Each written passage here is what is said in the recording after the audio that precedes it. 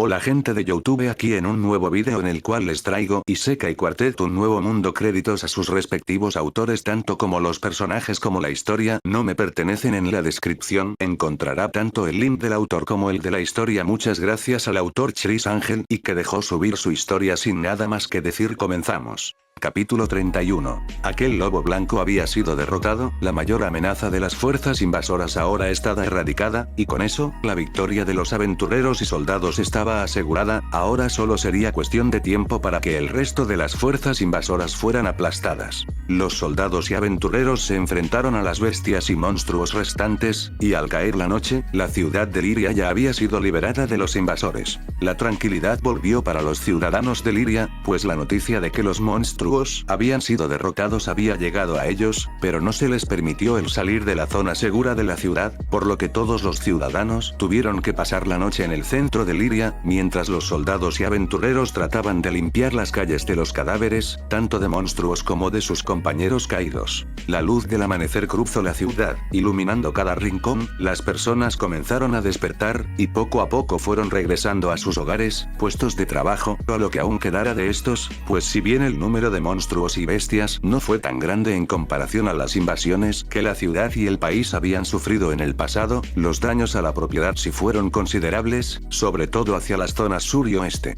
Varias unidades de soldados fueron acompañando a grupos de ciudadanos que iban hacia sus propiedades, los guiaron por las calles más grandes, mientras que los pasillos o callejones de la ciudad estaban prohibidos, por lo que las personas cuyas casas o tiendas de esas zonas tuvieron que esperar más tiempo hasta que fueran aseguradas por los soldados. Poco a poco los ciudadanos volvieron a esparcirse por la ciudad. Los soldados tuvieron que seguir patrullando las calles y acordonar edificios grandes, cuyas estructuras tuvieran posibilidad de caer. Los ciudadanos estaban felices por sobrevivir, por la victoria de los soldados y aventureros, pero el malestar de ver su ciudad y propiedades dañadas les fue inundando. Se sentían molestos por las bestias, por sí mismos, y algunos de ellos se atrevieron a culpar a los propios soldados y a los nobles junto a la familia real, esto por la poca financiación de la seguridad de las murallas actualmente. Hubo familias que lloraron por sus hogares, y otros por sus propios hijos, que para ayudar en sus hogares se habían unido al ejército de Kurtz, y que ahora habían perdido la vida. Este evento marcaría a los ciudadanos de esta ciudad, al menos por algunas generaciones. Fue hasta algunas horas después del mediodía que las cosas habían vuelto a una normalidad, las personas ya se sentían más tranquilos, las calles ya se encontraban libres y la muralla de la ciudad había comenzado su reconstrucción, así como también la gente se había preparado para buscar apoyo por el Estado por los daños sufridos. Y fue cuando todo se calmó, que se llevó a cabo el entierro de todos los que habían muerto en la lucha contra las bestias y monstruos. El cementerio de Liria se ubicaba hacia la zona este de la ciudad, su terreno era extenso, y varios de los árboles actualmente se encontraban marchitos y sus hojas caídas, y muchas familias lloraban en las tumbas de sus hijos, hermanos, esposos, abuelos. Solo los sollozos en lágrimas se escuchaban por todo el lugar. Ainz, disfrazado del aventurero Momón, se encontraba en el lugar, acompañado de Albedo cubierta por su armadura. Ambos, bajo la sombra de un árbol cuyas hojas marchitas aún se negaban a caer. A Ainz no le interesaban las personas que se encontraban en este lugar, tampoco sentía lástima por ellos, pero su curiosidad por saber cómo eran los entierros en este mundo, o al menos en este país, sí fue de su interés, pues quería tener toda la información posible de este mundo, incluso de cosas estas, por las simples que fueran. Los puntos rojos de Ainz vieron a través del casco a un grupo que él reconoció como sacerdotes, vestían ropas blancas con dorado, y en sus manos y cuellos llevaban anillos y collares con símbolos que él desconocía, pero sabía que debían relacionarse con la religión de este país. Aquellos sacerdotes, o usuarios de la magia sagrada, recorrían las distintas tumbas recién hechas, hacían alguna especie de rezo hacia sus dioses, y la tierra de las tumbas brillaba de tonos blancos antes de perder aquel brillo. Al parecer cada entierro debía purificarse para evitar que las almas de los muertos volvieran a entrar en sus cuerpos y se levantasen otra vez. A Ainz le hacía recordar lo que hacían en su otro mundo, para evitar la aparición de no muertos, pero aquí parecía haber cierta relación entre la vida y la muerte con las almas. Quería saber exactamente sobre esas almas, o al menos a lo que las personas de este mundo reconocían como alma, pero no obtendría respuestas aquí. Nero, nos vamos. Sí, contestó firme y siguió a Ainz. Ambos fueron caminando por los caminos de piedra del cementerio hasta la puerta del lugar. Los soldados postrados en la entrada agradecieron de su presencia y su trabajo en la invasión de la ciudad. Realmente daban gracias de que estuviera en Liria. Ambos salieron por fin del cementerio, encontrándose con algunas familias que llevaban los cuerpos de su gente envueltos en telas blancas. Señor Momón, gracias por lo que hizo, gracias. Dijo una mujer cerca de la tercera edad, mientras lágrimas caían por sus mejillas hasta el cuerpo que sostenía en sus brazos. Aquel cuerpo era pequeño, perteneciente a un niño de alrededor de 15 años. Gracias, gracias, siguió diciendo, mientras abrazaba el cuerpo, y ella era abrazada por un joven de quizás 17 años. Era una madre y su hijo, que habían sido salvados por Ainz en la invasión de las bestias, y ahora iban a darle sepultura al pequeño. Gracias. Por favor, no debe darme las gracias, quizás si hubiera llegado un poco antes, habló Ainz. No, tengo que agradecerle, por haber salvado a mi hijo, dijo la mujer abrazando al joven con uno de sus brazos. Usted hizo lo que pudo, gracias. La mujer siguió agradeciendo a Ainz antes de seguir su camino hacia el cementerio. Pronto más personas se le acercaron para agradecer por su ayuda, agradecían en lágrimas por salvarlos de la muerte, mientras abrazaban los cuerpos de sus difuntos, lamentándose por no haber sido lo suficientemente fuertes como para protegerlos, o para tomar su lugar. No creo que sea necesario que se detenga a hablar con todas esas personas, Momón Saene, dijo Albedo, segura de que nadie podía escucharlos. Es necesario, los rumores del aventurero Momón enfrentándose al líder enemigo se esparcen rápido, así como los rumores de Momón salvando a familias de los monstruos, y lamentándose de no haber podido salvarlos a todos. Creo que su nombre ya se había expandido demasiado, dijo mientras pensaba con más detenimiento las cosas. Y ahora los rumores del corazón noble de Momón, y su dolor por no salvar a todos comenzarán. Exactamente, alguien fuerte, pero de corazón noble. Quiero que la gente recuerde eso del aventurero Momón, ganarme la confianza de las personas. Y era tal y como decía, las personas comenzaron a hablar de la nobleza de Momón, su nombre y valía se marcaría en sus corazones rotos por las pérdidas de sus familias, sin saber que, en realidad, muchos de ellos pudieron haber sido salvados, de que muchos de ellos aún podrían seguir con vida, pero que Ainz decidió no salvar. Ambos siguieron caminando hasta llegar a una de las posadas que aún seguían en pie. Era de 2 pisos de alto, construida en su mayoría con piedra reforzada con magia. Entró en ella y se dirigió con el encargado del lugar para pedir una habitación. Ainz se encontraba sentado en uno de los bordes de la cama de la habitación, y no tenía puesto su casco, dejando su cráneo esquelético a la vista de la joven que se encontraba sentada en una de las sillas cercanas a una pequeña mesa de madera. ¿Realmente sacaste provecho de esto?, comentó Tanya dando un largo trago al vaso de cristal de agua frente a ella. Parece que tú también estuviste ocupada. Un poco, no quería involucrarme mucho, pero las circunstancias me terminaron arrastrando a una gran participación. Solo quiero quedarme en la retaguardia. Tanya, respecto a lo que pasó ayer, tú lo recuerdas, ¿verdad? Me sorprendió que eso no fuera cosa tuya. Ambos hablaron con pesadez, lo que había ocurrido el otro día, mientras las bestias y monstruos invadían la ciudad. Ocurrió un extraño suceso, algo que solo recuerdan ellos dos, y los guardianes fuera de la ciudad. Algo retrocedió el tiempo, jajaja, dijo con una sonrisa agotada, era demasiado extraño que solo ellos pudieran recordarlo. Creo saber por qué yo y mis guardianes no fuimos afectados, pero no me explico por qué tampoco te afectó a ti. Creo que lo sé, no. Seguro que es por eso, la influencia del bastardo de X. El desgraciado era capaz de jugar con el tiempo, lo presencié antes de morir, y en otras ocasiones en ese otro mundo. Pero no se ha presentado a ti desde que llegaste, ¿cierto? Ainz comenzó a hacer sus teorías. Si Tanya tiene razón, el que haya tenido contacto con un supuesto dios, la volvió capaz de resistir a las alteraciones del tiempo. Recordó su encuentro, como ella aún era capaz de moverse con el tiempo detenido, entonces debía ser eso, era lo único con algo de sentido. Ainz, ¿crees que esto haya sido cosa de ellos?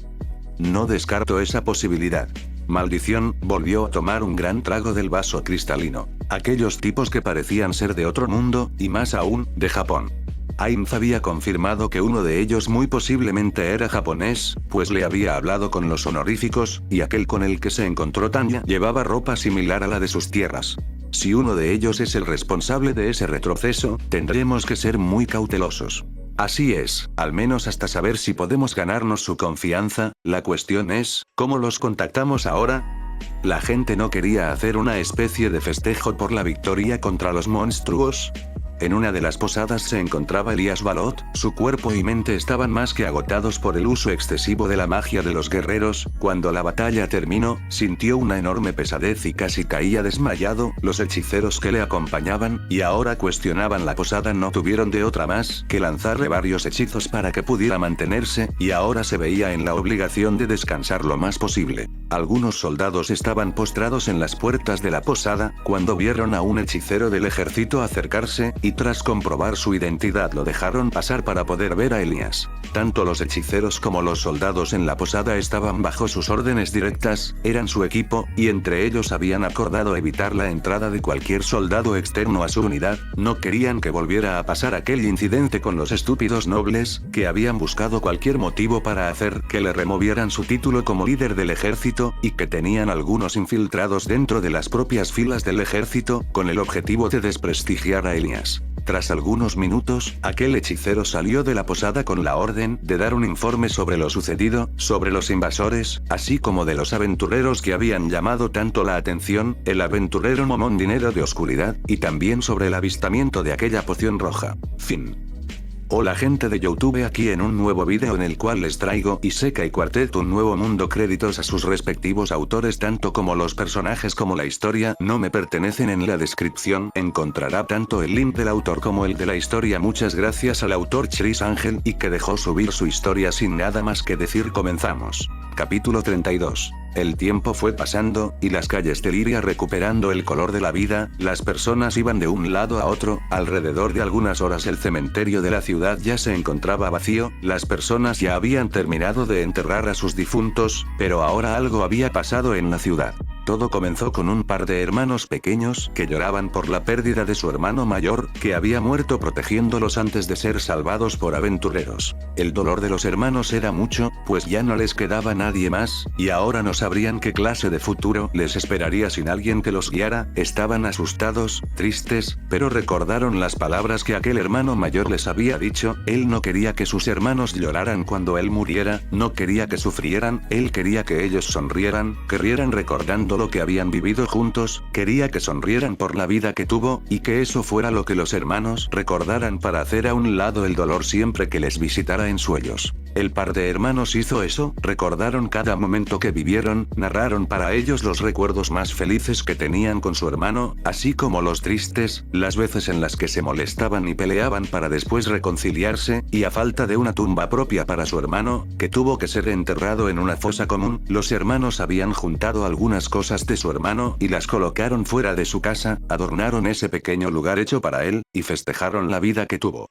El resto de personas los vieron extrañados, pero al ver cómo el par de hermanos enfrentaba el dolor de su pérdida, los demás también quisieron hacerlo, alejar ese dolor y la imagen de su gente sin vida y recordar los momentos felices, y en pocas horas las personas terminaron haciendo un gran festejo, llorando por la muerte, pero sonriendo por la vida. Este día sería recordado como el día en el que festejaron a sus muertos, y aquel día oscuro en el que la ciudad fue invadida se olvidaría con el paso del tiempo. Este día marcaría a la ciudad de Liria. Las horas pasaron y el sol estaba pronto a esconderse una vez más entre las grandes montañas que rodeaban al bosque. Las personas habían perdido ese rostro de dolor casi por completo, y por orden de los soldados, todos los ciudadanos empezaban a irse a sus hogares, y aquellos que habían perdido sus hogares tuvieron que ir a la plaza para pasar las noches antes de ser desplazados a otros lugares. Entre una de las calles se encontraba una posada cuyas pocas luces aún se encontraban encendidas. En la zona de alimentos, dos mesas se habían colocado juntas, una pequeña vela iluminaba desde el centro de esta, y varios platos estaban colocados alrededor de la mesa.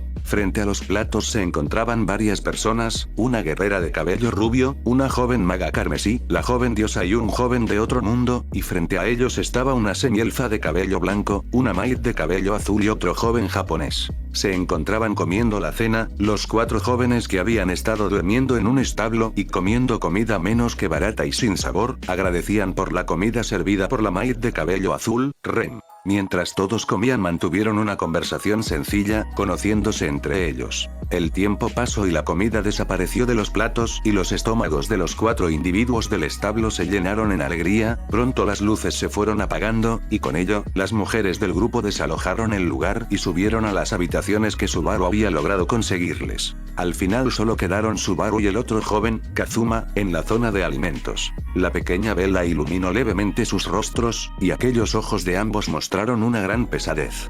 Gracias por esto, Subaru, realmente lo necesitábamos. No debes preocuparte, es lo de menos. Y. ¿Cómo se encuentra Aqua? Ella se encuentra bien, algo asustada todavía, pero bien.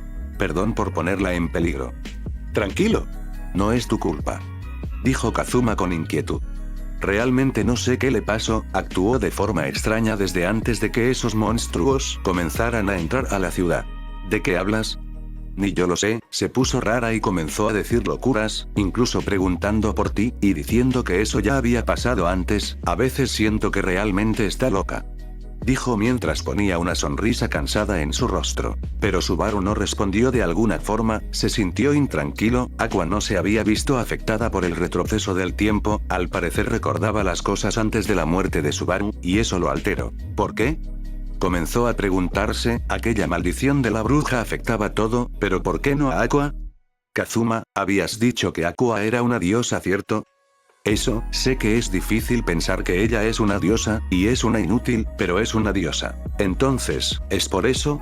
Pensó que quizás al ser una diosa no sería afectada por la maldición, quizás era más poderosa que ella, o solo no le afectaba por ser una diosa. Diosa, realmente es difícil verla como una diosa, ¿ocurre algo? Subaru. Ja. No, no es nada. Kazuma lo vio intranquilo, como si este supiera algo más, pero no tenía ni las ganas ni las energías para indagar en ello, soltó un largo suspiro. ¿Crees que esa niña también sea de otro mundo? ¿Qué? Respondió Subaru, que había sido sacado de sus pensamientos. La niña rubia, la que luchó contra el lobo, es posible que también sea de otro mundo, ¿no? Ah, ella. Es posible, digo, tenía un arma de fuego y un equipo raro, como un militar, definitivamente de ser como nosotros. Aunque en mi mundo no existía ese equipo. Tampoco en el mío. Ambos comenzaron a pensar en aquella joven rubia, estaba claro para ellos que esa niña estaba en la misma situación, y era posible que ella supiera cómo o por qué están en este mundo. Pensaba hablar con ella cuando la invasión terminó, pero varias cosas pasaron y terminaron perdiéndola por la ciudad. Supongo que podremos buscarla mañana. Sí, espero que aún esté en la ciudad. Kazuma recordó lo mejor que pudo el rostro de la pequeña, e imágenes de la lucha que tuvo con el lobo pasaron por su mente, y en eso. Espera. Gritó Kazuma. ¿Qué pasa? No grites así de la nada. ¿No estaba ella con el aventurero de armadura negra? Cierto, ese tipo realmente es fuerte, aunque no parecía ser de otro mundo, pero sí parecía conocerla.